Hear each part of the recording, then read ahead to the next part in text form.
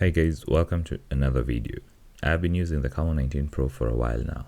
In this review, I'm going to highlight what you need to know about the device, my experiences with it, how I found the cameras, and how the cameras compare with similarly priced devices, and why it's a pretty solid device from the company.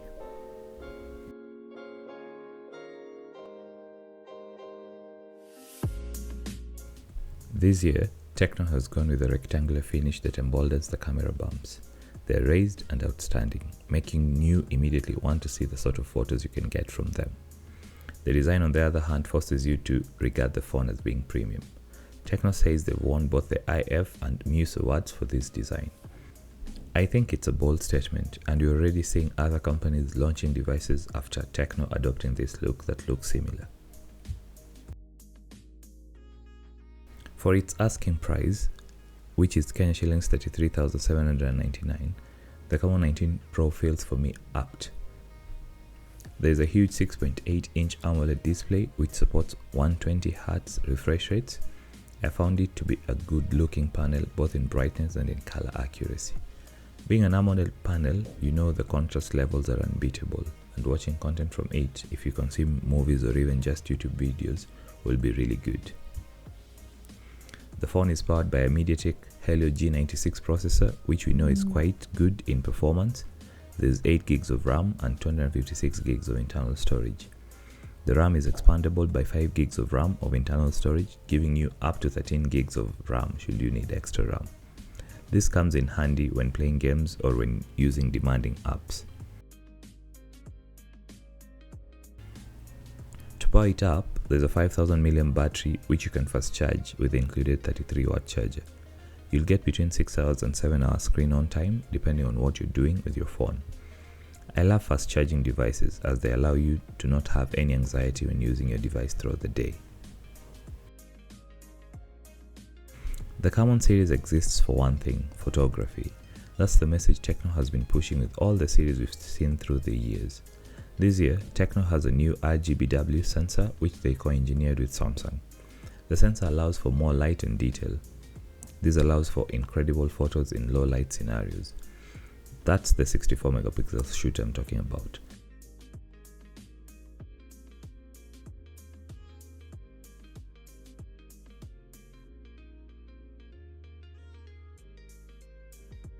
It also has optical image stabilization, allowing for very stable photos and videos.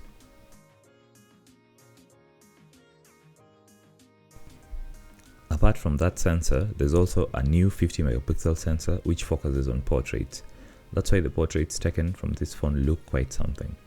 I however don't like that they are so zoomed in. You'll have to move a little back to take a portrait photo compared to other phones.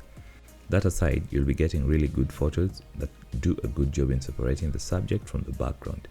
Details like hair and edge detection look so well done. Portrait mode, however, fails on one major thing: dynamic range. This is something affecting even the 64 megapixel camera, and as you can see when you compare the images with those from other phones in the same price range, the Galaxy A33 for example really tries to keep the cloud details. At the front, there's a 32 megapixel selfie camera. It's good for selfie lovers. Its processing on AI mode isn't overdone.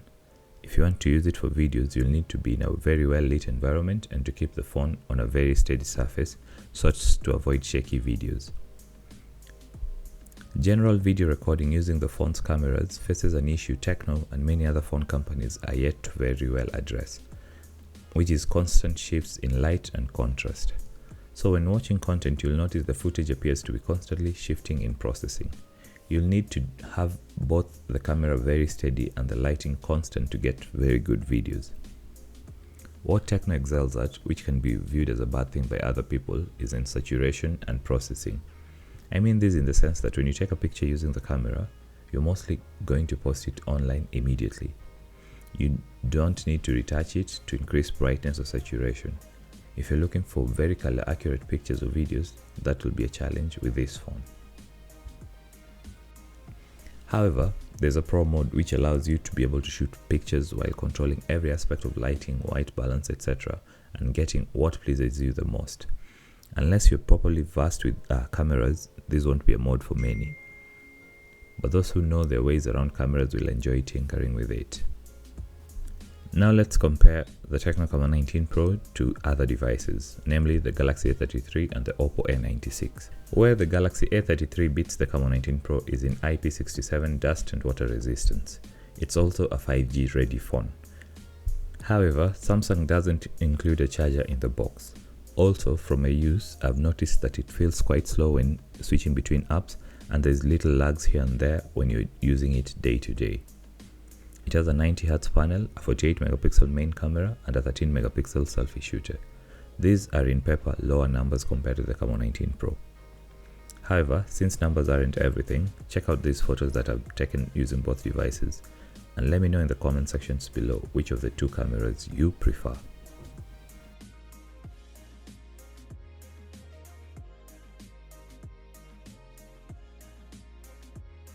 The OPPO A96.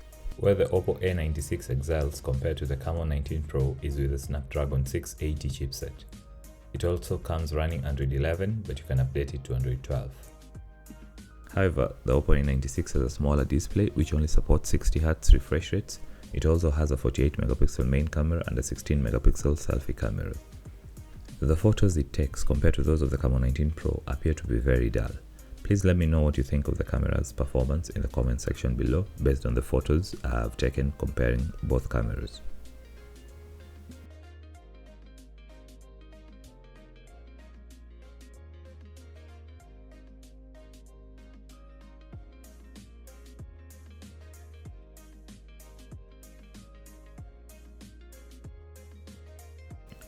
So, between the three devices, which one should you get? Given each device is almost similarly priced, it's hard to outright choose one. For me, software updates matter. For someone else, it might be the cameras or 5G support. So you let me know which of the three do you prefer. TECNO has promised an update to Android 13 mid next year. The phone also has 25 months warranty plus a 90 days screen replacement warranty. What are your thoughts on the new Camon 19 Pro? What do you like about it, or rather what don't you like about it? Let me know in the comment section.